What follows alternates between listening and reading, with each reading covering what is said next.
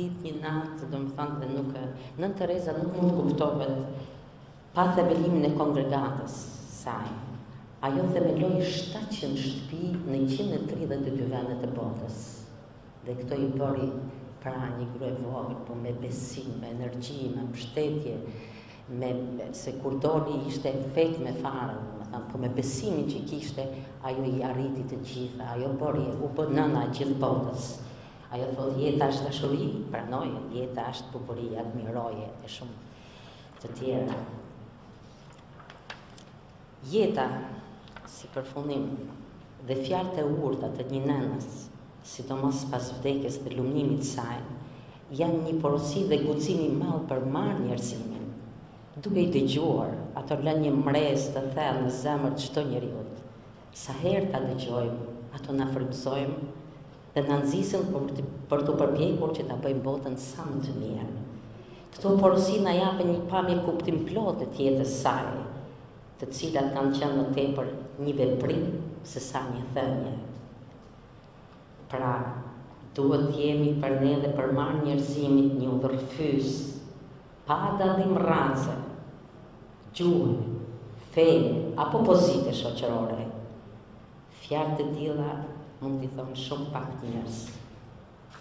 Faleminderit Nën Tereza, se ishe një rregulltare katolike, se ishe shqiptare, se ishe nënë e gjithë botës. Deri nga thellësia shpirtit tonë, ajo është një guxim, një shtytje, një forcë për ne dhe për marrë njerëzimin. O Zot, më bëj mjet të paqes tënde, ku të ketë urrëtie, të sjell dashuri, ku të ketë të shprim, të sjell shpresë, ku të ketë hije, të sjell dritë, ku të ketë mjerim, të sjell gëzimin. Faleminderit.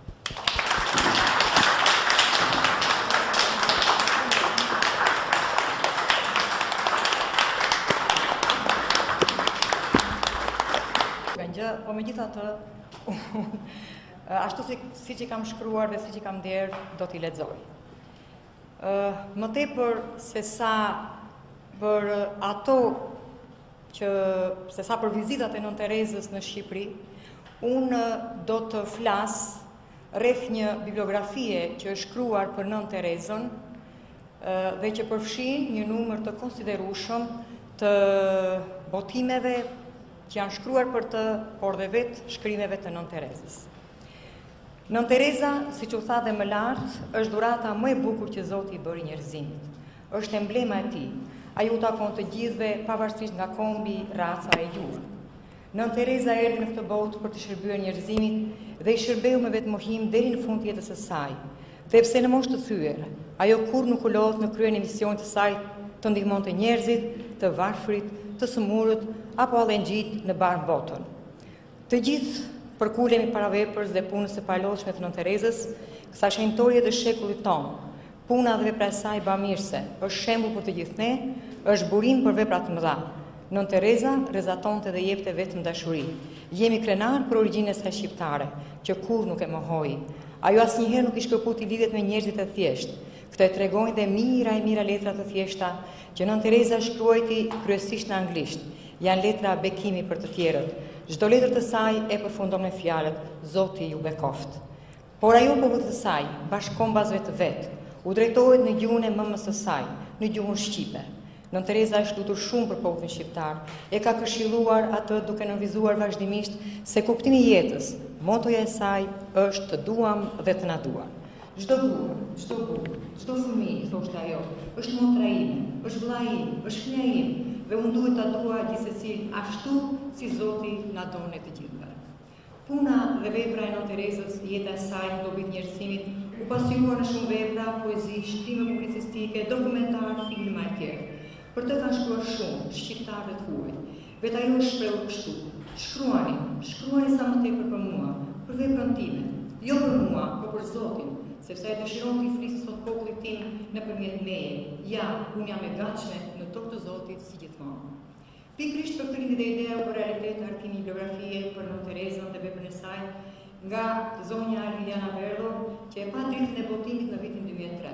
Bibliografia e ndarë në 6 kapitull përfshin librat të Nën Terezës, krime poetike, mesazhe, letra, intervista, dhënë në organet e ndryshme të shtypit shqiptar, vepra nga autor të huaj dhe shqiptar për të grua të madhe, si dhe shkrime për të botuara në shtypin shqiptar, ku pasqyrohen dhe vizitat e saj në Shqipëri në akun kohor 1989-1995.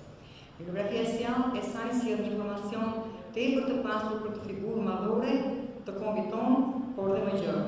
Ajo u transmeton brezave më të rinj të atyre të arshëm, se cila është Nën Tereza, kjo grua me shtatë të vogël për mendje të mprehtë dhe shpirt të madh, që rrallë e gjen në botë. Aty lexuesit do të shohin se sa letra të mesazhe ka dërguar kjo grua madhështore njerëzve të thjeshtë, sa pranë ka qenë ajo atyre kur kanë pasur nevojë për të. Botimi i kësaj biografie që mundësuar nga Muzeu Historik Kombëtar, sjell një kontribut modest në nderim të kësaj nënë të madhe dhe veprimtarisë së saj mbinjerëzore.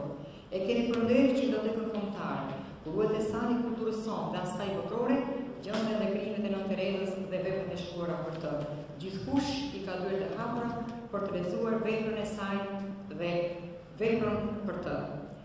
Ajo është zuritë shembull për të gjithë. Nën Tereza me jetën, porositë, veprimtarinë e saj bamirëse, u tregon shqiptarëve që nuk duhet të përpulen para vështirësive, por të ecin gjithmonë përpara, të duan paqen, të duan njëri tjetrin dhe të luten për paqen dhe dashurinë. Ju falenderoj.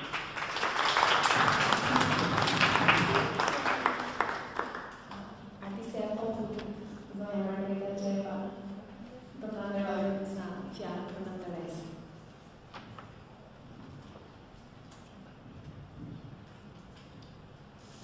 Unë do të falenderoj zënë Lutra, që ka kapit 13 vjetë që ka ikur nga Tirana, por që në vetë me gjithë shqetësimet familjare, si nënë si grua, ajo ka pasë edhe këtë shqetësim të bukur, që të vi të krijoj këtë shoqat. Unë ndjej, pa më thënë ajo vetë, imazhi vetvetes. Dhe uroj që kjo shoqat të jetë në vazhdimsi, të marrim pak, jo shumë, po pak o zotë marrim nga ky vullnet i Nën Terezës. Dhe me vjen mirë që e fillon me këtë figurë të madhe të Nën Terezës, këtë grua madhështore që sado që të flasim, ne nuk themi atë punë të madhe që bëri kjo grua, me zemër, me fisnikëri, me dashuri të madhe njerëzore, me vetmolim, do thoja, duke harruar veten, me një thjeshtësi të jashtëzakonshme që nga veshja, që nga forma si ajo punonte duke mos qenë afër saj, ne ndjejmë se si ka punuar ajo, që ajo drejtonte, punonte si një grua. Dhe mendoj se është përfaqësimi më i bukur, më dinjitoz i femrës, i gruas, i nënës, dhe kjo është një nderim, sepse është një shqiptare që ndryshoi imazhin e Shqipërisë, që në dha krenari, në dha emocion, në dha frymëzim të jashtëzakonshëm. Ajo ka një frazë shumë të bukur në një poezi. Të gjithë kemi lindur për të bërë vepra të mëdha në jetë. Dhe Nën Tereza e bëri veprën e mëdha. Pa ajo la një frymëzim të madh që gjithë të tek neve ky frymëzim të bëjmë vepra. Edhe gratë shqiptare janë pak Nën Terezë, sepse dhe ajo vjen nga geni jon, i mençur, punëtor, më thënë që gratë shqiptare varrojnë veten dhe punojnë për familjen, për shoqërinë, nderojnë profesionin duart e tyre. Janë, por akoma duhet më shumë.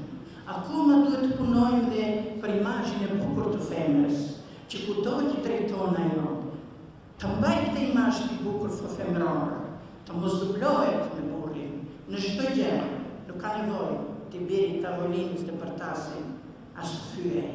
Pra, ky imazh i Nën Terezës, këtë punë të bukur që bëri kjo grua e vogël, por shpirti i saj, dëshira e saj që madhështore. Unë kam zgjedhur disa vargje për ta ilustruar